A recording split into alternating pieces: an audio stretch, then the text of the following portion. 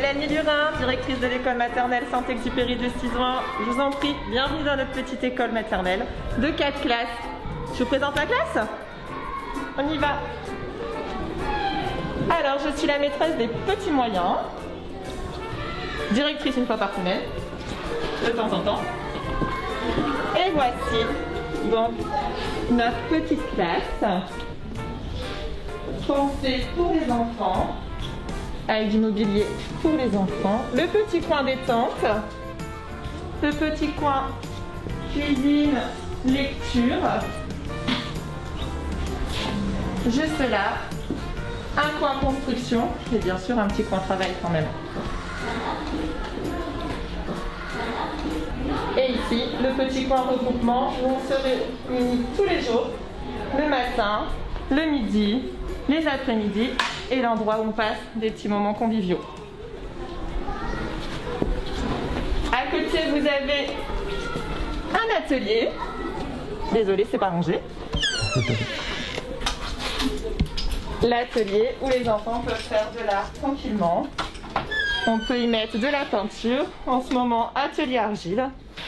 Les ateliers, ça permet d'avoir soit des enfants en production d'art, ce qui permet à l'enseignante de ne pas avoir de la peinture partout dans sa classe et donc tout ce qui est sale, entre guillemets, mis en dehors de la classe. Ça permet aussi, des fois, à l'enseignante de détacher un groupe d'enfants avec la TSEM pour travailler des notions spécifiques. Là, on a besoin d'un peu plus de calme, tout simplement. C'est un lieu en plus pour travailler.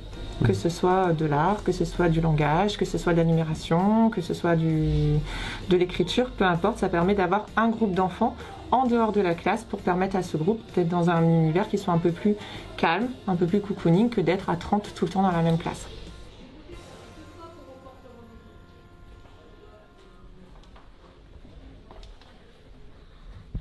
Bienvenue dans la classe de moyens grands. Donc moi je suis Madame de Rade. Dans notre classe il y a des moyens et des grands. Donc on a un très beau coin regroupement, un très beau VBI pour bien complaire les apprentissages. Et puis les enfants, bien on travaille avec des feutres, avec des stylos et puis aussi avec beaucoup de jeux.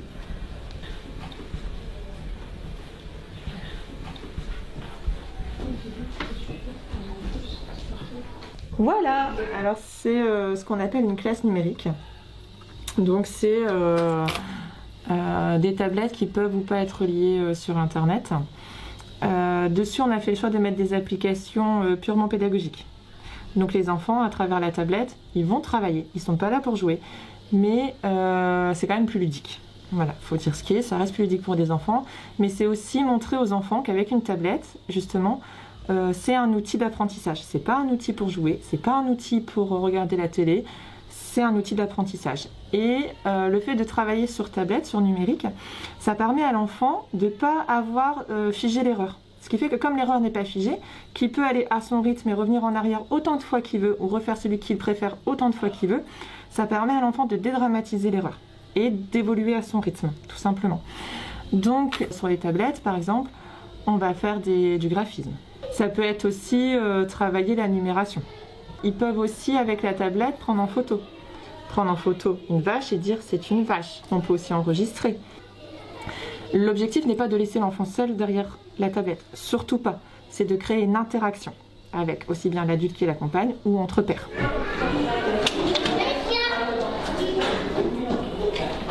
Bonjour, je suis Madame Marjorie, vous êtes dans la classe des tout petits petits et avant d'entrer dans la classe, on va aller enlever son manteau et accrocher son manteau au porte-manteau qui se trouve là.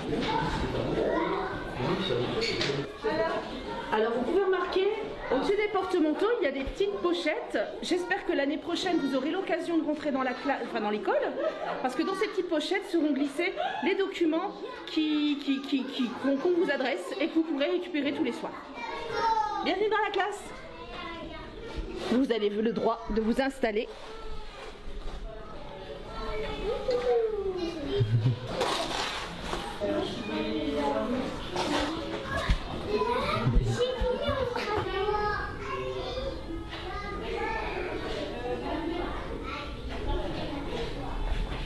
Peut-être que l'année prochaine, vous rentrerez par cette porte-ci.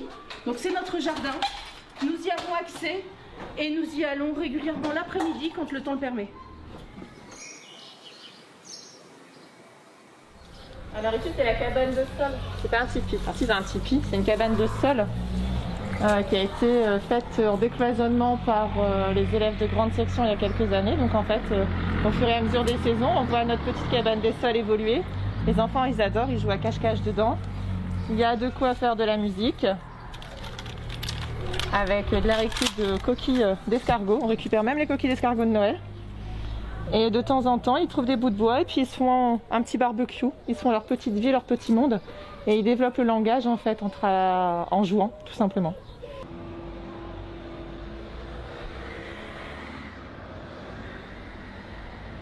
Et en science, on s'en sert. En fait, on observe ce qu'il y a autour. Donc on peut voir la végétation, on peut voir les algues.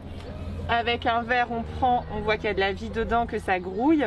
On a des pots avec pour grossir en fait, et du coup on voit les petites bêtes évoluer. Donc ça permet de travailler en fait la faune et la flore des mares. D'où aussi le projet qu'on va faire l'année prochaine autour des petites bêtes du jardin. Là il y a la rhubarbe, et dans les pots c'est tout des plantes sensorielles. Donc ce soit des plantes au niveau du toucher qui sont spécifiques ou au niveau de l'odorat. C'est un jardin qui est évolutif aux saisons. En fait, à chaque saison, vous allez avoir des choses à observer, des choses à toucher, des choses à sentir. Donc c'est pour développer l'éveil aux sens et découvrir la nature à travers les saisons. C'est un jardin qui va être complètement réhabilité au fur et à mesure de l'année. Il y a des arbres fruitiers qui vont faire leur apparition. On y est très bien. Les enfants adorent y jouer. On adore se retrouver pour des petits moments conviviaux. On a le petit mur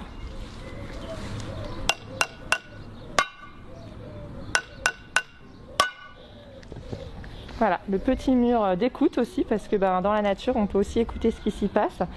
Et il voit aussi qu'en fonction de la position, le son change en fonction de si on tape en haut ou en bas. Donc ils font des rythmes, ils font de la musique, ils font leur petite vie au milieu de ce jardin.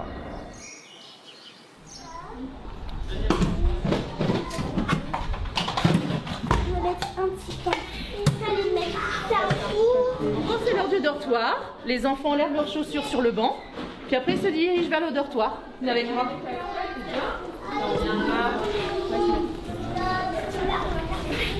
Voici le dortoir. Chacun y a son lit. Chacun retrouve son lit tous les jours à la même place. Les doudous restent pour certains dans les lits. Pour les autres, le doudou est rangé dans la maison à doudou. Pour la cantine, les ATSEM de chaque classe s'occupent de leur propre classe, ce qui permet à l'enfant d'avoir toujours un repère de l'adulte. Ce n'est pas des personnes inconnues qui viennent s'occuper d'eux, c'est leur ATSEM qui s'occupe d'eux. Du coup, ça les rassure, surtout chez les tout petits, quand ils arrivent à l'école et qu'ils connaissent personne à part leur maîtresse et leur ATSEM, ça permet une passation en fait, finalement qui soit plus facile. Alors, le temps de cantine est pris en charge par les ATSEM. Donc les enfants, en fait, quand ils sont à l'école, ils sont toujours dans les mêmes locaux. Ils ne sortent pas des locaux de l'école, puisque la cantine et la garderie sont dans l'école, ce qui permet aussi une sécurité affective. C'est toujours des endroits qu'ils connaissent et des endroits qu'ils fréquentent régulièrement. Alors, depuis janvier, la mairie a fait le choix de changer de fournisseur. Donc on passe par une filiale d'API qui s'appelle Origine, qui est basée sur Fâche-Tuménil. Et l'objectif en fait de cette structure, c'est de proposer du comme à la maison aux enfants. Donc c'est soit bio, soit local. Donc les enfants mangent bio ou local à l'école.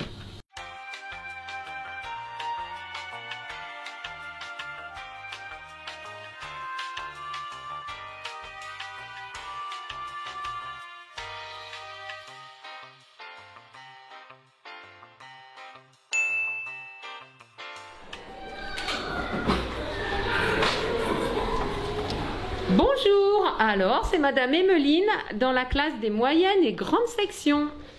J'ai installé un petit peu des ateliers, comme vous pouvez voir, on a installé des ateliers de pâte à modeler. Voilà, en moyenne et grande section, on utilise encore beaucoup de matériel comme ça. En général, on fait encore beaucoup de travail avec du découpage et puis beaucoup de jeux de manipulation. Donc voilà, sur les tables, l'IA est en train de jouer. Ah, voilà, il y a des petits exemples avec des algorithmes et des petites lignes. Et Léal, il fait ses lettres en pâte à modeler. C'est bien. Là, on démarre chez les grands à cette période-ci de l'année On démarre tout ce qui va être labyrinthe avec codage. Donc on démarre par des petits jeux un peu ludiques et après on va travailler sur le labyrinthe et sur le quadrillage. Donc voilà, le coin regroupement, des affichages de la classe. On est beaucoup dans le travail des sons. Du coup, et puis on a travaillé les décompositions aussi. On a un beau VBI dans la classe. Alors c'est pour ça que j'ai laissé l'ordinateur, mais donc les enfants sont assis sur le banc et puis on projette des exercices, un manuel que je suis, la date, le matin, tout est projeté là-dessus. Je ne l'ai pas allumé, mais là on a le travail qu'on a fait dernièrement avec le son et le son feu. Cette année on avait 16 grands dans la classe et 13 moyens, donc on était à 29. Voilà.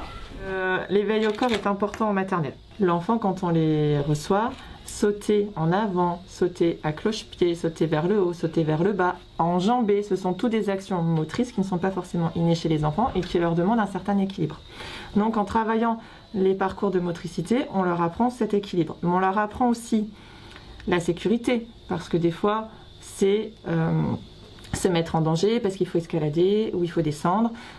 La structure ici, elle est plus sur du s'équilibrer et se mettre en danger. Il y a un escalier mouvant, il y a un mur d'escalade. Ça aussi, il faut savoir que des enfants, quand tu les mets face à quelque chose qu'il faut escalader, certains sont tétanisés. Mais là, ça va être une insécurité qui va être plus constructive, finalement, parce qu'ils vont devoir chercher à passer cet obstacle. C'est aussi aider le copain, parce que si le copain se sent pas bien quand il enjambe quelque chose, on peut lui donner la main, on va l'aider, donc on va travailler la coopération. Puisque, à travers le sport, on va développer aussi des compétences dans la construction des liens sociaux qui sont super importantes. Alors, le parcours vélo, ça a été financé par la mairie et l'APE. C'est les parents de l'APE qui sont venus préparer un parcours moteur. Et effectivement, c'est pour leur apprendre à marcher entre les lignes, à respecter. Donc, on a des panneaux de signalisation. Donc, il faut respecter. Quand c'est rouge, on passe pas. Quand il y a un stop, on passe pas. Respecter un sens de circulation. Donc, c'est le début de la sécurité routière, tout simplement. Merci d'être venu à notre visite virtuelle. On espère que cette visite vous aura plu et on espère vous retrouver très vite dans notre école Saint-Exupéry de 6 ans.